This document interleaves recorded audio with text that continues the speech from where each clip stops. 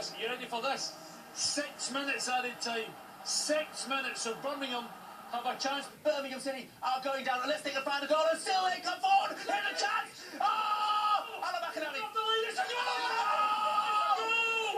Paul Candice has got a goal for Birmingham. Oh, you can't believe this. Ziggy's with a header. It's off the line. Candice 2-2. As it stands, Birmingham survive on goal difference, and Doncaster Rovers will be going down. They need to find a goal in the dying seconds. There's only 40 seconds maximum left here, and Doncaster just haven't looked like scoring all afternoon. They've been content to defend.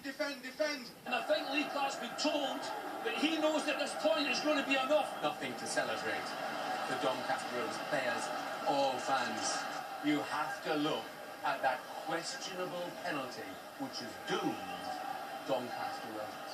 It's over! It's over! And Clark's on the field now, and so all this stuff, he's had nothing to smile about for a long time, and now, at last, he has his day. The great escape is worthy of celebration.